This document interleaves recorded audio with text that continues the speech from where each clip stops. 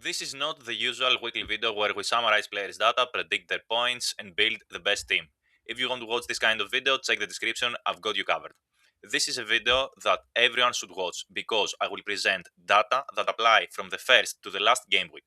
Data that, if you truly understand them, will change the way you think and make you a better player. In this video, we will look at numbers and evidence to identify the most important factors we should examine in a player in order to assess their value in Fantasy Premier League and consistently make more methodological decisions. I'm Sakafusi, I'm a data analyst, and in this video is for hardcore statistic fans who want to become from being good FPL managers to become even better. I will start with the most boring category of players, the goalkeepers. I know you don't really care, but since this is also the simplest category, it will help us understand the logic and better grasp the more important player categories that will follow. Goalkeeper score points in three ways: minutes played, saves, and clean sheets. But what is actually more important? Based on which criteria can we evaluate who is the best goalkeeper for us for our teams? In this chart, we see the correlation between points and expected goals conceded for all goalkeepers.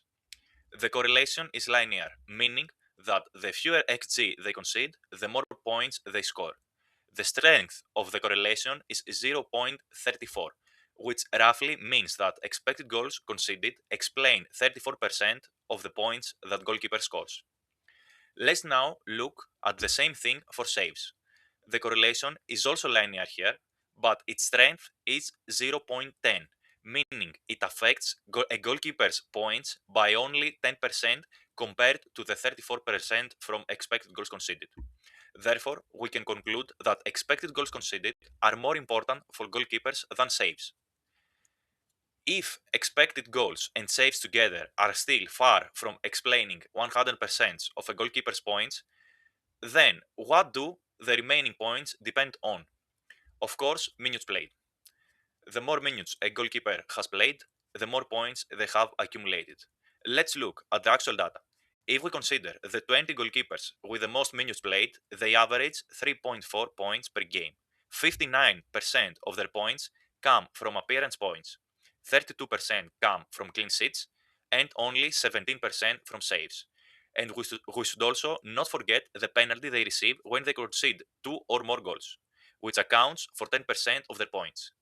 If we sum all these numbers, we get 95%. The remaining 5% comes from bonus points, cards, and some rare cases where goalkeepers might get an assist or score a goal. Someone might ask, why do we care about all this? First, we know what to look for when searching for a goalkeeper. We are not particularly interested in saves, but we mainly focus on clean sheets. This may seem obvious because goalkeepers score points mostly through these two mechanisms. You will better understand its importance when we look at players in other positions. Second, it helps us build and evaluate the quality of our predictive models. So far, we have seen the correlation of each statistic individually with a goalkeeper's points. But if we combine all the statistics, what is the correlation then? In this chart, we see the correlation between actual points and expected points. Its value is 0.38, which is not particularly impressive. This shows us that goalkeeper performances are quite unpredictable, and a model that relies on statistics to predict future points cannot be extremely accurate. It is well known that FPL is a game of both skill and luck. Sometimes it feels like it's more luck than skill.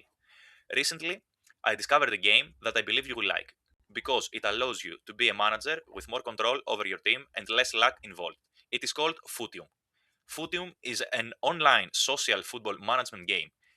If this sounds interesting to you, the next season starts tomorrow, and you can join my mini league so we can play together. The goal of the game is to build your own team by selecting players, choosing tactics, making transfers, and much more. In each season, your team competes against teams managed by other people through simulation. Based on the results, you collect points in a real league table. Matches are played automatically when the kickoff time arrives. The only thing required from you is proper preparation. You do not control the players directly, but you can control tactics, transfer, finances, scouting, and much more. The results depend on your decisions. If you like the idea, you will find the link in the description to join the mini league with a $100 starter bundle price for whoever tops the league. The biggest outlier among goalkeepers is Pickford, who this season averages 4.2 actual points per game, while based on his performances, he should be on 3.1. The main reason for this is that while he has conceded 38 expected goals, the actual goals conceded were only 30. Of course, this is not necessarily pure luck. Maybe Pickford is an exceptional goalkeeper. It is not the first season that Everton have conceded far fewer goals than expected. Last season, Pickford conceded 6 fewer goals than he should have. As you may have noticed, I constantly refer to expected goals instead of actual goals. Very often, in the comments or in casual discussions with friends, someone will ask, why don't we count the actual goals? The first chart we showed was the correlation between points and expected goals conceded. That correlation was 0.34.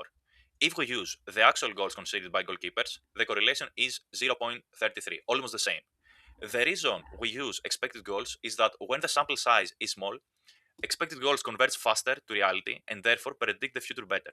For example, if we take the first 10 matches of this Premier League season, we see that 24 goals were scored, and this is 1.2 goals per goalkeeper. The expected goals in those matches were 1.3 per goalkeeper. Now, after 260 matches, when the sample size is reliable, we see that the correct number is 1.35 goals per goalkeeper. Every time we conduct a statistical analysis, we observe that expected goals predict the future better than actual goals, and there is no doubt about this anymore. The video has already gone for quite a while, and I don't want to tire you further. Next week, the statistics for defenders, midfielders, and forwards are coming. Subscribe so you don't miss it, and of course, like the video if you enjoyed it. Good luck to your teams and many green arrows.